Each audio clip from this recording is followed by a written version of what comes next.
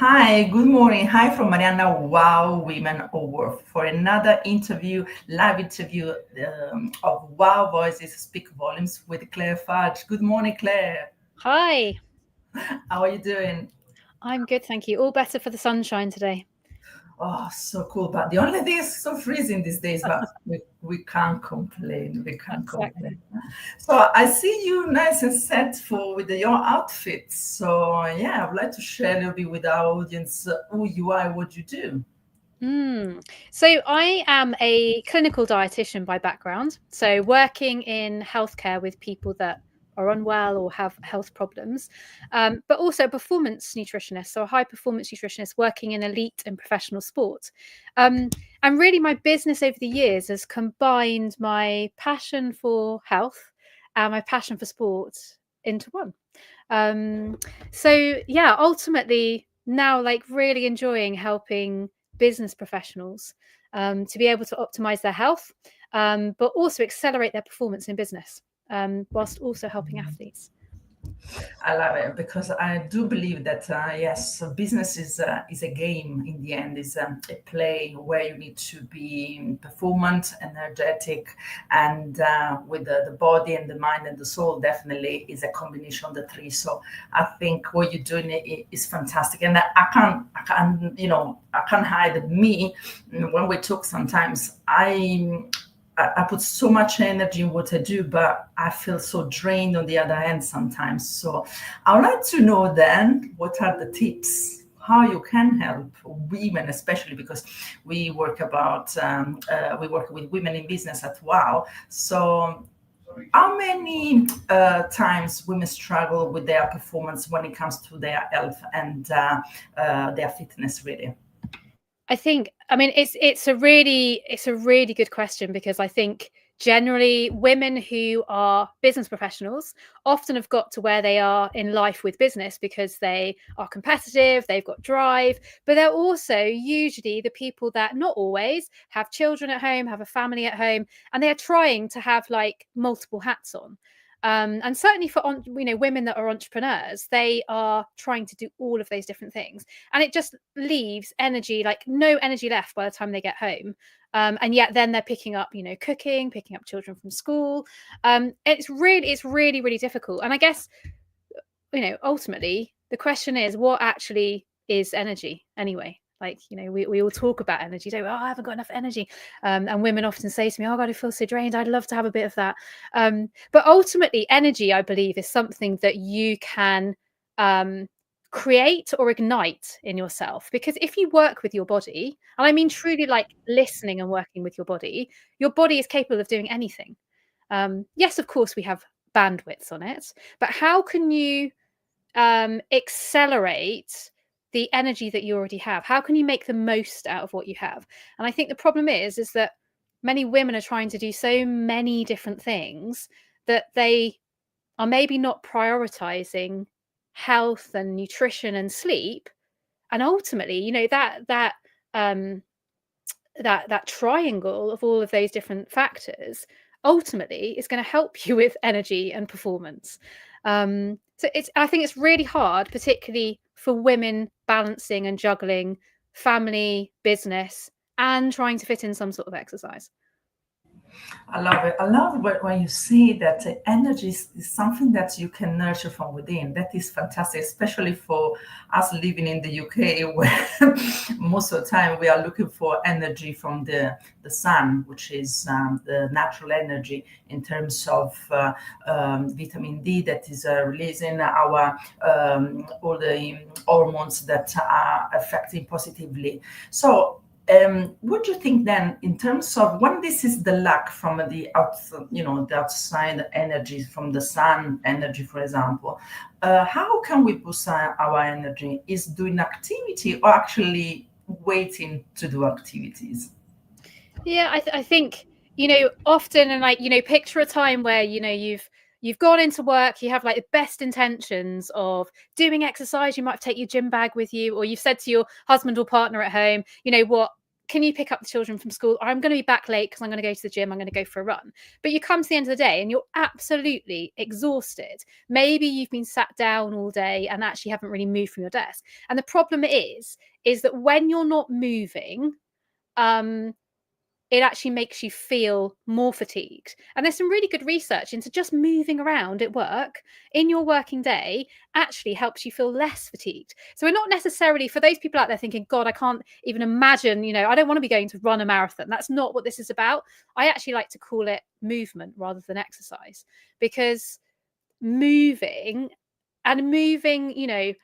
we're not talking about hours worth of moving in the day, but moving on a regular basis, standing at your desk, moving away from your desk every 50 minutes is really, really important. And if those are the small, tiny 1% changes that you can make, that compounds over time in terms of health, but also that impact on how you feel. I always say energy begets energy, right? So moving makes you want to move. It makes you feel good. Mm-hmm. Yeah, but we are not talking about these moves. It's going to be intentional. Oh, and it moves. Really? Yes, exactly. Wow. So, and there's some interesting pieces of research that even people who do sport outside of work. So let's say you are somebody who loves running or cycling.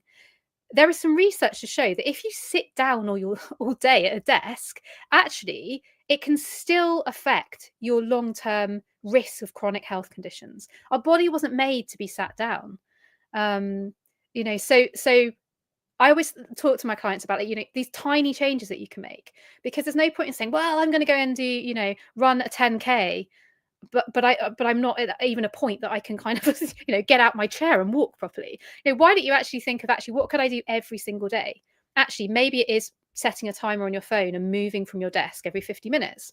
Because I'm sure, Mariana, you know what it's like your head is buried in work, isn't it? And then you go, oh my God, I haven't actually moved or got a drink for the last 2 hours. So I would say make tiny, small steps. And over time, they are habits that compound, and they're habits that become maybe, actually, I feel like I've got energy to go for a walk after work or go for a walk at lunchtime. Because moving makes you want to move. It makes you feel happy. So movement generates movement, as you said, and in the meantime, also energy to spread. Because I think people that are in the move and they are moving, basically they are going to be contagious for others. Because when you are in a movement, by default, from a physical point of view, you feel that you need to be in the current. And definitely the leaders nowadays, if they have to lead and they don't move, actually that is very hard. The team is going to sit down, there is no energy flow, and I think it makes a big difference. And I'm very much fascinated, because I know you work with both men and women. So we're talking about energy. So what kind of energy, physical and mental, you see? Because we are different in the makeup, so because of the hormones and everything. But what are the difference in terms of energy, that the woman could be stronger than a man and man is stronger than a woman, and how the one and the other can leverage on their strength? Interesting. Not a question I've been asked before, which is really interesting. I think I would say women definitely have this resilience in terms of probably using to the bottom of the pot of energy, as in they've got so many other things often that they're trying to balance, that they're utilizing a lot of energy with these kind of moving plates, moving pieces.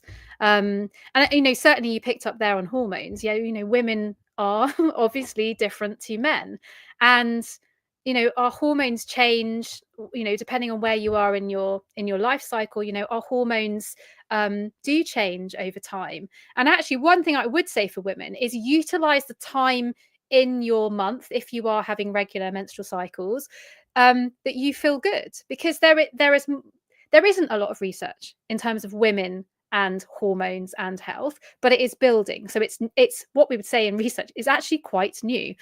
So we can't make lots of statements about hormones and when you should train, what you should eat. But there's some suggestions at the moment, potentially, that there are some changes that you could make. So, during your menstrual cycle, if you have one, create a little symptoms diary. When do you feel better? When can you really, pick up on when your hormones are in a good place? When do you feel like you've got energy? When do you feel like you've got energy to move a little bit more? And when do you need to be a bit more mindful at the fact, actually, maybe I do feel a bit more tired right now, and that's okay. But maybe then thinking about some smaller tasks that you could do rather than maybe diving into that massive project. Now, that's not always going to be the case for every woman, is it? Because these big projects and tasks need to get done. You can't say, hang on a minute, I need to wait for 2 weeks.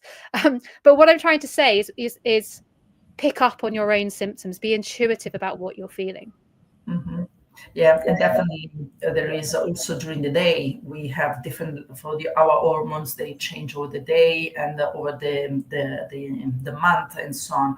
And definitely we try, in my opinion, because our society, especially in the business environment, we are driven by results. And when the woman's got to know the energy, is going to be more exhausted, and also because is drained down mentally, emotionally, because maybe it's not reaching the goals that she was expecting, and that is in a loop, starting, also feeling that is not good enough, and all these beautiful things as a women. Absolutely.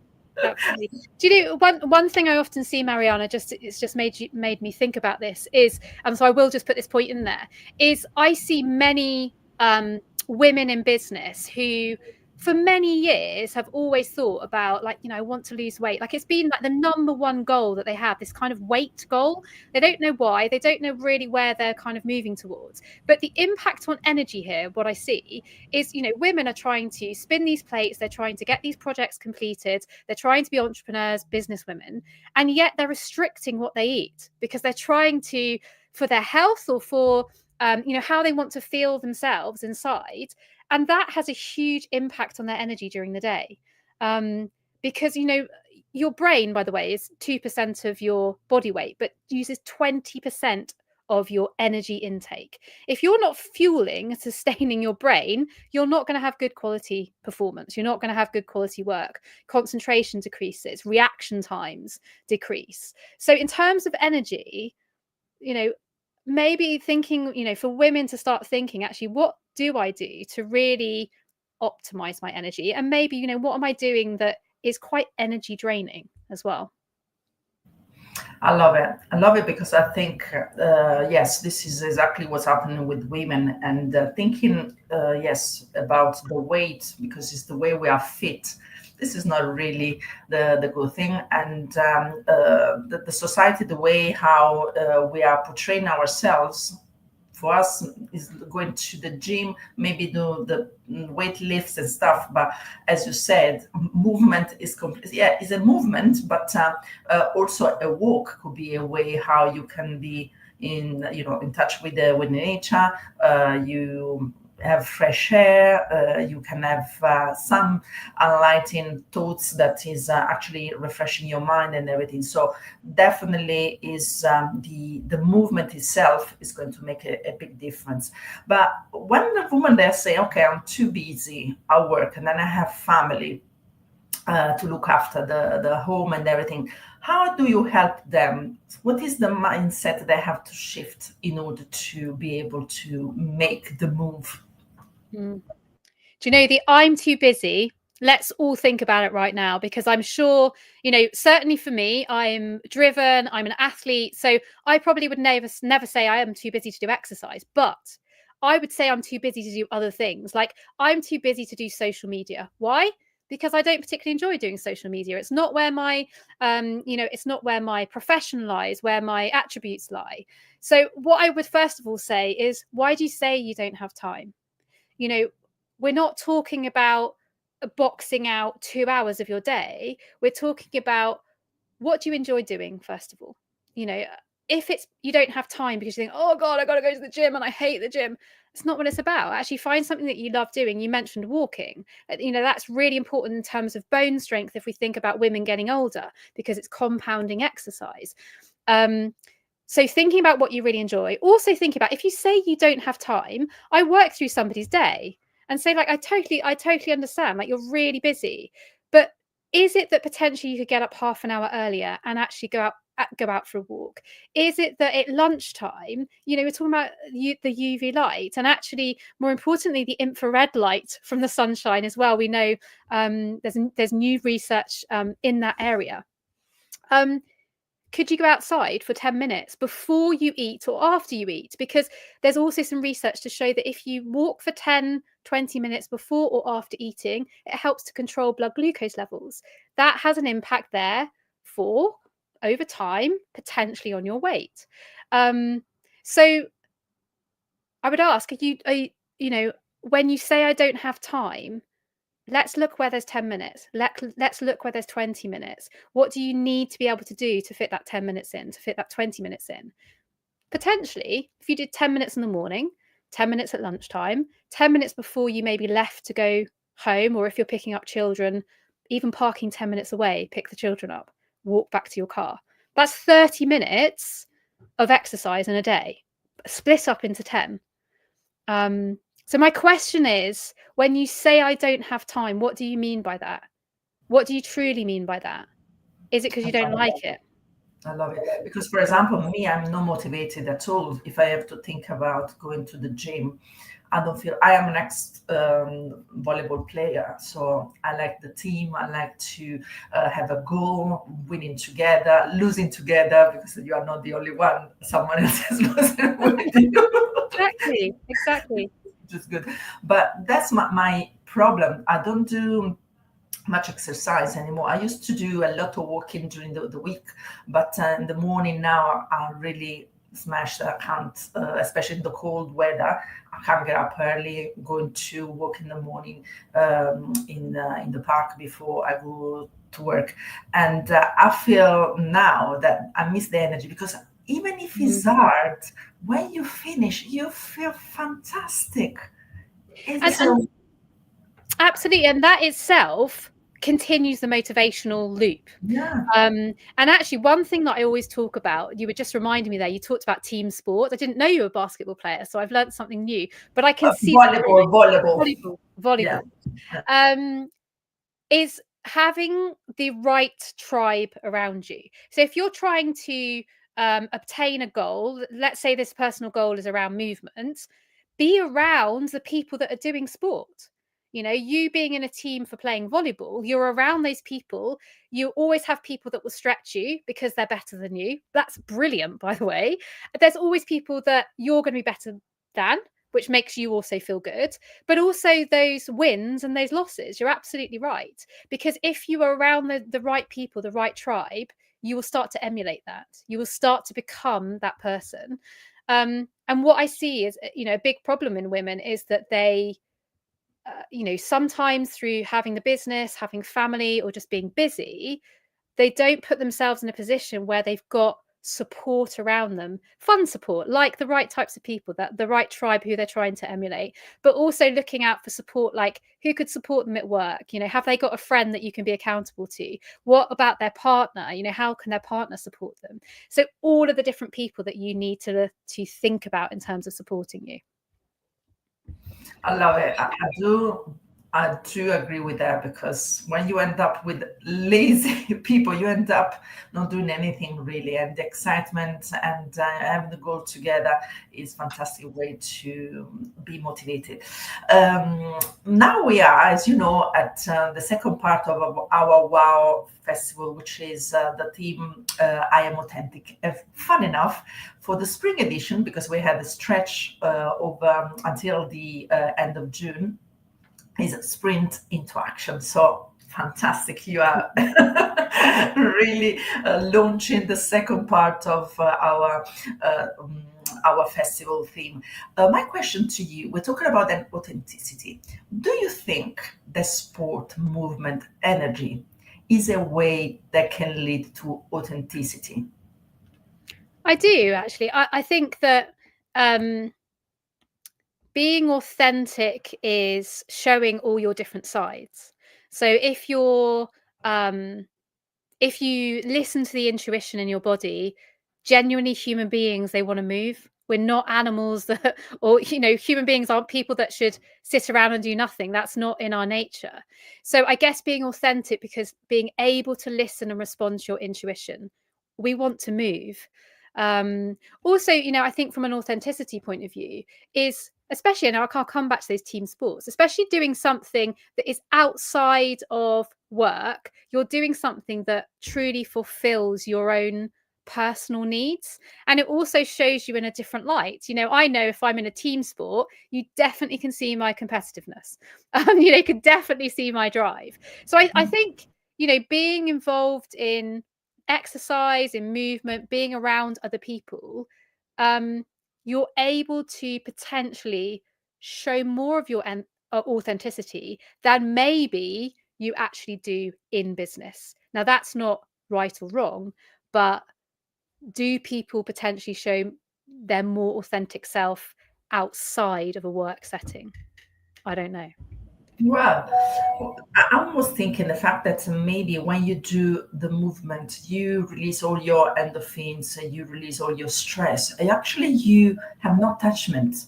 And that attachment is the restraining you, is what is causing you to not freeing up. That means not, even you are who you are, but you feel like in a cage, so that the authenticity can't get across. I think it's really a nice way how to show up authentically, because when you have the energy, you don't, in the good way, you don't care about others, what they think about you. I'm not saying that you need not to, you don't need to disrespect others, but definitely if you say as it is, that is your nature, good or bad for the others, but you authentically yourself. And when instead you have all this stress, I can't say this, no, there is an energy that is I don't know in English how you say it. Like a negative energy that pulls you down, rather than a positive energy that actually helps you kind of, explode is the wrong word, but kind of be able to show that, your true self. I also think there's something around, when you're doing more sport, you're moving, and even if that's walking, you're more aware of your body, you're more aware of your thoughts. So being true to yourself in that sense, not trying to be somebody that you're not, or try to fit in this box of what your title of your job role is within a business, that actually you can be authentic and be an authentic leader in whatever way suits you. And also so that people look up to you as well, because of course if you're authentic, if you're showing authenticity as a leader, you're going to have a team that's going to follow you and potentially then encourage them to be more authentic as well. But do you think, for example, coming back from the tough times of COVID, where we were restrained within our own houses and so on, do you think now we have different habits, or actually in the bad way, not moving anymore as before, or not moving enough, or actually is boosting the movement? It's a really good question. So there was some research done over COVID, and people got into, and this is actually some things I see on a regular basis. People got into doing walking. Amazing. Like this massive movement of people were walking everywhere, weren't they? You can probably remember seeing on TV, massive parks being full of people. Suddenly, who would have been at work is now in a park together outside, all walking. So I think it saw this rise in walking, that people who didn't usually walk, people got dogs, didn't they, that started walking. Now, what is the percentage of those people that have continued that as life has got more back to going back into the office, traveling again on long haul flights to get to business meetings? So I think for some people it will have ignited the importance of exercise and how good it made them feel. Certainly, I know a number of people working from home now actually prioritize going out for a walk at lunchtime, which is brilliant. But how many people have easily slipped back into old routines now that work is taken over, that we're allowed to socialize and be around each other? Another big problem that I saw over COVID and to this day is two things.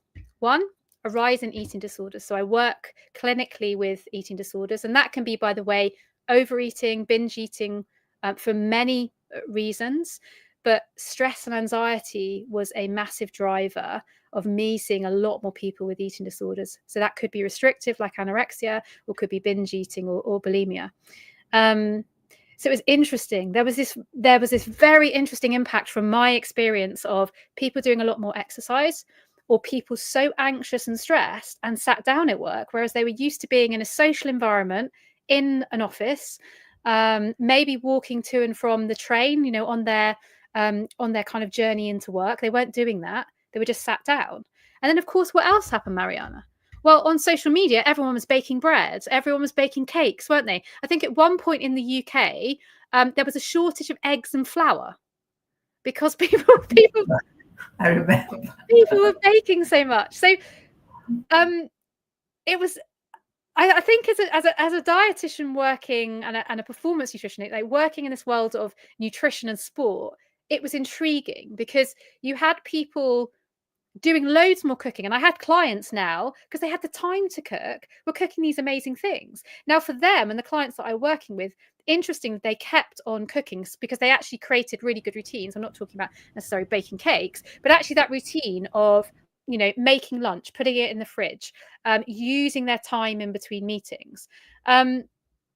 So maybe for some people, they're now prioritizing exercise. I think a lot of people will have got back into old habits. So for anyone listening, those of you that have got back into habits, think of how good it made you feel during COVID when you were outside, when you were exercising. Maybe you're doing home workouts at home, because that's the feeling you need to pick up on. Is like, how did it make me feel? And the same comes back to food. If you were doing a lot more cooking and home cooking, how did that make you feel? So I think there's two sides. I think it helped increase health. I think for other people there was that anxiety, and for other people they've fallen back into their old ways and kind of off piste again a little bit. Cool. Yeah, now you were talking about food, and this was exactly what I was about to talk, because we're talking about energy, food movement. And what is instead, because you are, you said you had a background as a nutritionist. So what is the role of food? Because it is an important role to play in with the food for the energy. But how and what is the difference between not women and men, not talking about that, but you know, for women generally speaking, how they see, because I bet women we go more for healthy food. So, but how much energy is really given to us, the healthy food, and what is instead the view of men when we talk about food and the energy related to it? I think you know, first of all, you know, as I said, you know, what is energy? Well, energy is the ability to be able to do work, right? That's a physics kind of definition. It's the ability for us to be able to do work. But it's also about where it comes from. And energy within food is like ready to be released from food. But as society has started changing, as we have all become a lot more busy, you know, you were talking about kind of the healthier food. Energy is bound within food, but it's what we eat, when we eat it, and how much we have of it. They're the important three factors. I think the other thing about energy is that I've mentioned kind of everything works in this triangle. If you, let's say you're up late at night working, because you know you need to get these last emails done, or maybe it's a project deadline, and suddenly you're kind of into another time where you start to get hungry. You know, it's been 4 or 5 hours since you've eaten. And what you then eat at that time of night has an impact on your sleep. So poor sleep, then you're groggy in the morning going to meetings, and then that impact of poor sleep has an impact then on what you choose to eat because of changes in hormones. So you can get into this vicious cycle. You're then low in energy, you don't feel like exercising, you don't exercise, you don't have any energy, you go for poor food choices, and the cycle continues. So how do you know, ultimately, how do you break that cycle? I think the differences that I see between men and women is that actually working with a lot of men, they do want to eat healthily, and are usually very good at doing it, but they aren't always, I guess, so health conscious in terms of women. I would say often have an emotional streak to food, and this is in my experience. This isn't through research, you know, that emotional connection to, oh, I really fancy a piece of chocolate, or I really would like some ice cream. And there's nothing wrong in doing that. Exactly, yeah. But But I think this is part of a deeper conversation, because how you eat and the way that you eat is bound up in lots of different psychological factors. And I think, and what I see working with both men and women, is there are some factors that are very similar and some factors that are quite different. Also, thinking about, it's not that women have to be the person that's cooking in the household. And I see a lot of men, by the way, that actually cook extremely well. But often, not always, women may be the people that are doing like family cooking at home. And if you want to eat in a certain way, it might not be the way that the rest of the household are eating. So that can be quite tricky, but not impossible at all. But healthy food, you're talking about healthy food that is nutrient dense, as in like it doesn't release its energy really quickly. It's full of lots of phytochemicals, so things that protect your body, like antioxidants as an example, full of slow release energy, so things that are higher in fiber. Think of all those colors, all your fruits and vegetables, all the different colors. If you're concentrating on foods that release energy more slowly, on foods that have more of their natural fibers, more whole grain, rather than processed quick release foods, that ultimately, eaten at the right time, in the right quantity, is going to give you energy because it's bound within it. Wow. But of course, before you start any program with your clients, what do? You start with a blood analysis to see the general health check. Yeah, so we do, when I work with a client, I always talk about, most business professionals, and you can probably think of some things in your head right now, we collect data, right? We collect data for so many different things in business, but what do people do to collect data for themselves? And I have plenty of clients. In fact, I had one client who came with me once and said, I've got 2 years, I think it was 2 or 3 years worth of MyFitnessPal data for my calorie intake. I was like, oh, okay, so what have you done with that data? What does that data mean? What changes have you made? Nothing.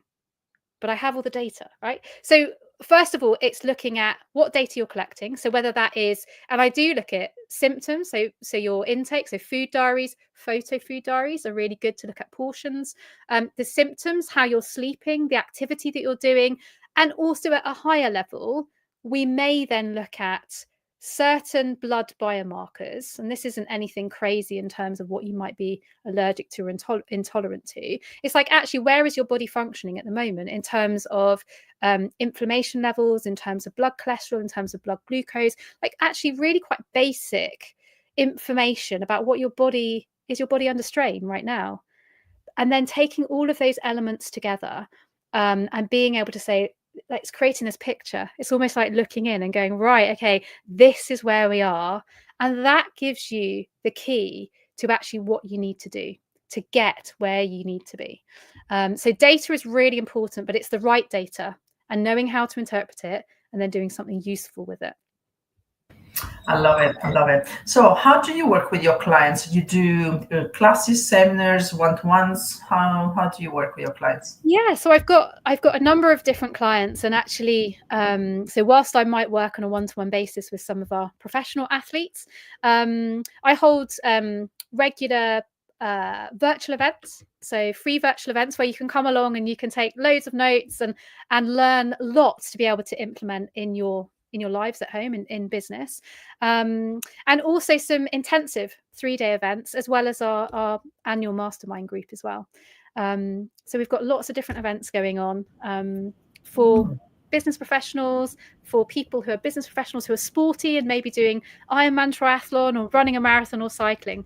Are you planning to do retreats at a point? It's an interesting question, and actually I will let you into a little secret. Just before, and some people may remember this, just before COVID, and we were talking about COVID just now, we were just launching a 5-day intensive in France for business professionals who were triathletes, and it was called Fuel Me, a camp where we had our performance chef, we had our triathlon coaches, and all of the teaching and coaching and implementation happened whilst you were there. So you went away knowing what you were going to do, how you were going to do it, and you trialed it out. So I love that idea, and it's great that you've asked about that, because I am bringing that back to life. So it's in a slightly different format. In the UK, not in France, but who knows? Watch this Maybe in space. Italy with Yeah, wow. that would be amazing. With the Yeah, food, absolutely amazing. yeah. But really bringing all those pieces that I wanted to have in an intensive into 3 days to start off with, and looking at kind of longer term how that might develop into an intensive. I really love it. So where can we find you then to follow you? You are on LinkedIn, I guess? Yeah, LinkedIn. I'm pretty active on LinkedIn. That's where I kind of like to hang out. We're also on Instagram. So if you're a bit more sporty, we are have a presence on Instagram as well. You can find us on Facebook, but we're not there as often. But they're the main places that you can find me. Yeah, then I will share the comment box with all the details to find you on your social media. Great. Claire, is so excited talking to you. There is so much to do, but I will reserve for next time because I know you're busy. And definitely, I really thank you to be part of WOW Festival for the spring edition, for the sprint into action. And this is the fantastic time to get the energy, go out there. The sun is out, the long days. Can you imagine all these bright days longer? Oh, this is a really fantastic time. I love spring, and better than summer to me. I don't know about you. So I really we are definitely pushing people to go out there, having movement, eat good food, indulge themselves with chocolate ice cream as well, because as you said, there's nothing wrong with it if done with the joy inside and you are doing the exercise. I don't know if you want to add anything else. Well, I have got if for those of you that might be interested, if you for the first 5 people that message me on LinkedIn, I am offering a free nutrition strategy call. So I'd love to talk to your listeners if they feel that what we've spoken about today aligns with them. Then get in touch on LinkedIn. I love it. Yeah, I also push then my WOW women to grab this opportunity. Just a quick one. There was Rania. We say hi to Rania. She was following us and she said, insightful conversation, Claire. Marianna, great tips, Claire. So very nice. Thanks, Rania. Thank you for this amazing offer. And I might be the first one that was going to. Let's get it sorted. Okie dokie. Ciao, Claire. I'll see you very soon then. You take care. Thanks very much, Marianna. Bye-bye. Bye-bye.